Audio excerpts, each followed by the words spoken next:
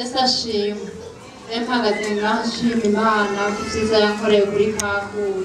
Mu ndwi iheze umukozi yaragwaye ambwira ko aribwa cane mu nda, ndagenda nca nakira Kakuru nsharira mu mazi ndagasengera nca ndamuha aca aranywa. Haheze iminota 10 naca ndabwira ntagenda aryame. Haheze iminota 10 acambwira ati ndatoye mitera. Amvuga nti Imana ishimwe. Muri iri yinga naho umwana yaragwaye agwara mu kanwa, ati ibintu nyene vy'ibiherehere ntiyamira, nta kintu na kimwe yafungura. Hama nca ndakira Kakunyu nca ndagasengera, hama nca ndakamuha. None ubu haciye iminsi 3, ubu ntagishuha, ubu arafungura ameze neza. Amashi ku mwami wacu Yesu Kristo. Haleluya. Amen.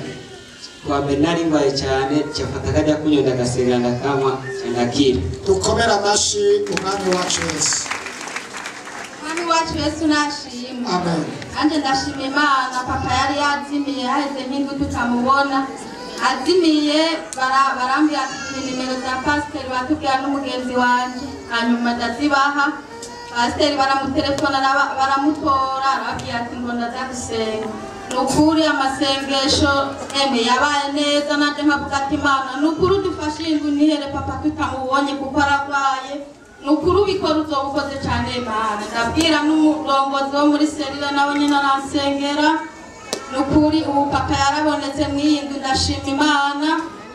Ukomera amashi umwami Yesu.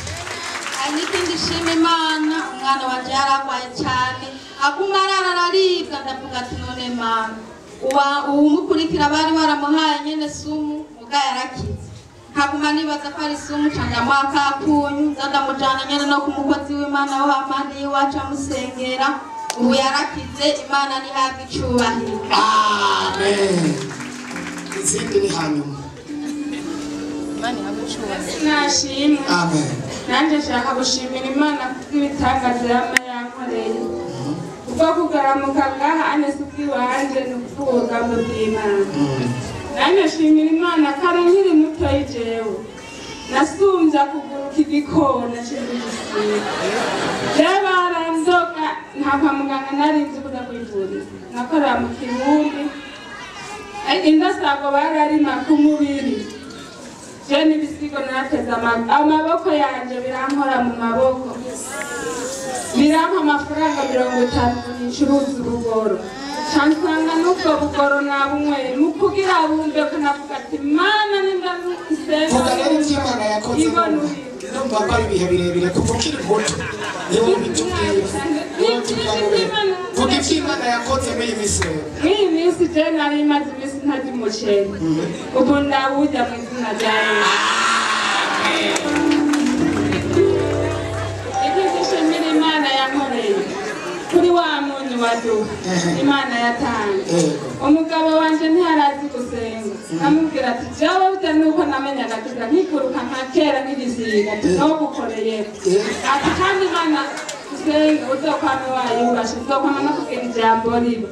Ati canga hatuze gusenga kwa Mungu narashatse gushingira intayi yuko umugabo yashice mu gusenga kubera irya munyu.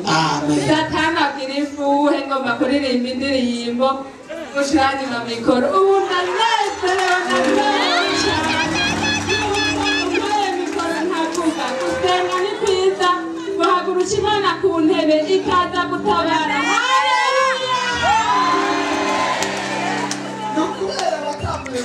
Natwe dufise umwanya muto n'ubu iyo utangura ivyo kuririmba nacaka yikwiye tuze tugira urutonde intahe n'intahe kuririmba no kuririmba.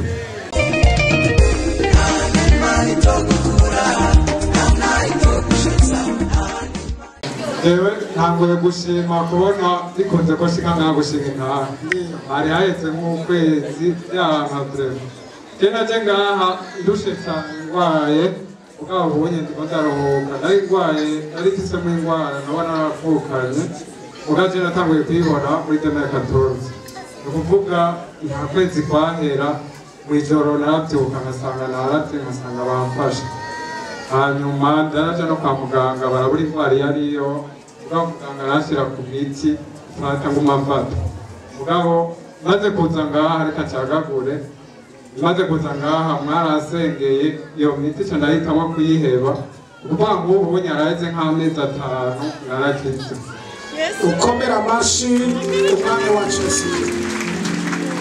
hanyuma nagenda babwire muri indwi kuri Kakabuye pasiteri yadusengera nagiye ku rubanza kwa kane yari anterema ya papa w'umugenzi Muramvya tugeze i Bugarama tugaruka imodoka yagira ikibazo ca frein maze kugira ikibazo ca frein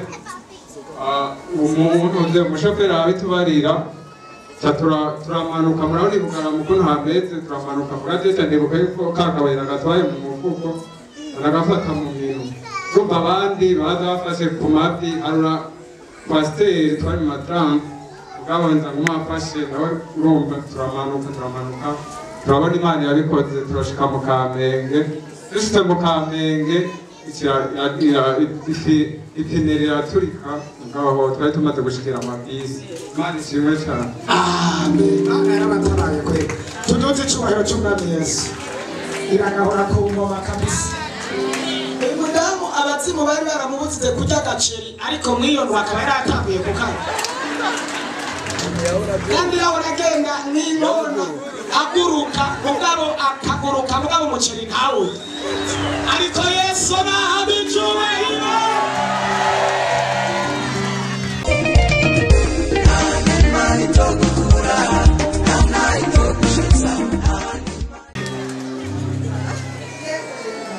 Haleluya. Ndabaramukije mu izina rya Yesu Kristo. Ndashimira Imana kuri deliverance yabaye ku mugoroba wa Mungu wundi. Nagira mbwire ishengero abadakunda kuronka umwanya wo ku mugoroba kuza gusenga muzohore muza gusenga hari ibitangaza. Jewe umukozi w'Imana yaransengeye n'abasenzi hano sinari nzi ingorane mfise sinari nzi ko ngwaye ariko nari mfise ibirozi muri je kubera narabonye impinduka hari umuntu yaramaze ibisangwanya dukorana ntazi yorobeka yari yanyivye atora porte monnaie n'amafaranga ikaranga muntu na carnet de chèque nyene ndahomba ivyo kuko ndiyungunganya sanga nahombye ariko nyuma yo gusengerwa nanagutse Imana ihabwa icyubahiro amen.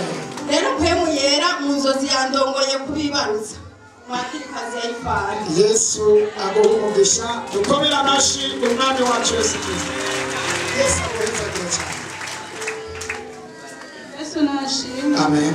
Ndashimira Imana ko nahuye na gisida y'umuvyeyi muri ya jaji nanavuka mukuru wanje chikurumu tatujana ngo kwa siyo twambwa tujana kwa siyo tatujana mu matumba kandi ari bajaji amasha turaje acharuta hasi arutaye hasi rero sindikuru nagiye kwa muganga se naje kuntora ndabona hanye ko ikibabaye no hose nakomeretse ndababara ndashima Imana nako kuntu nayimaze ko zinini zitatu zose naje hanze no musi ntongiye hanze Imana ihabwa icyubahiro ngo bantare rero zitatu z'Imana yanjye.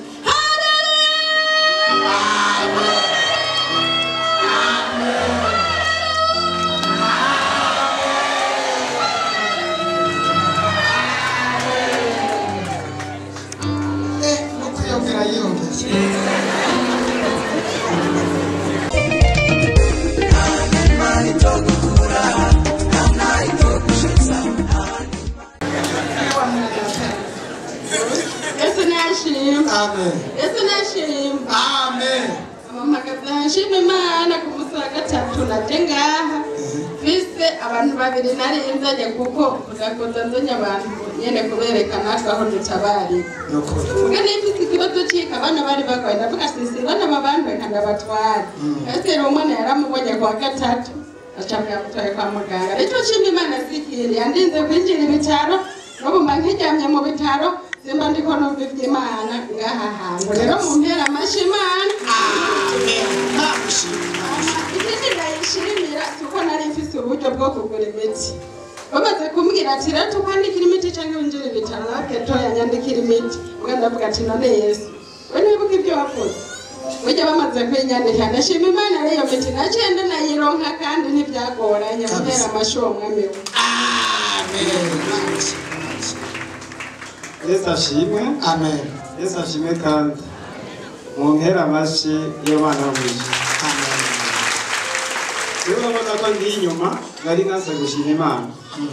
Nabifashe bityo umuntu umenga akantu gatoya yari afise ibibazo binini nibagera. Ariko uyu muvugabutumwa yari karigisha avuze ku muntu aturuka imugwi, hariho n'ubundi nawene aturuka mu Buyenzi, arazi uko byagenze. Umwe yararwaye ukuguru, undi yaramaze imyaka 35 yaramugaye, hama nka saa 10 ariko arigisha je nagwaye mw'ijoro nabyaranye n'inkomeye, ariko arigisha ku butumwa bwiza ndizera simbiva kunywa amazi kuko je muri rusangi akabuye nakaryamana imisi yose n'akagendana kabisa kuba kwizera nahise nakashira mu mugongo ko sinatinya kunda kuvuga cyane akagumiza aha ubutumwa buheze nka saa 11 na 10 ndabye kwisa ndasinzira nsinziriye agatiro gaca karavata ncambona ndiko ndaruka amaraso menshi cyane, menshi gose ibasha n'umutabazi arahari ikinigiki cyangwa mu gitondo nasize umuntu amamagaye ntaranoga no mu maso numva urute mu kanwa ncanduka amaraso mu gitondo hakeye aho cyandashima Imana kandi nahise mbyuka nakize mw'ijoro niho nongera gufatwa n'ubundi ariko aravuga ubutumwa njye saa 11 ko ngiye bisose mandamwumva ko namuteramira cyane nganda gashirako none bwakeye navuze Imana ishimwe. Ikindi ngongerako kuko imbaraga z'Imana uyu n'umwana wa mwana nagutelefona nabise mubanyi agwakije umwana kandi aramugaye agwaye n'inkorora kuko programme yo kumuzana njya muzinja yakunze kubera impamvu z'akazi, ariko uyu munsi rero byakunze ko namuzanye nanifuza kuza kumukorako nakumwe wa uri yabuze ati wakora ku mpuzu z'ubuyoga bw'impuzu sa ibitangaza Nshaka bikora ubugeni bitirengagirana ngo bize kukugora igeno shikira. Mana data wa twese wo mw'ijuru turasengeye umwana mu izina rya Yesu, duhagaritse inkorora, duhagaritse amagwara, duhagaritse infection, duhagaritse amajini cyangwa amapepu, duhagaritse umuriro cyangwa inyonko, duhagaritse indwara iyo ariyo yose, ibyo yariye cyangwa yanyoye atari byiza, ibimubuza kuroranirwa no kugirirwa neza n'Imana, ibyo turabihagarika. Tumatuye ko gukira ku munsi wa Mungu, tuze twumve ntaye bitangaza abakoze mu izina rya Yesu.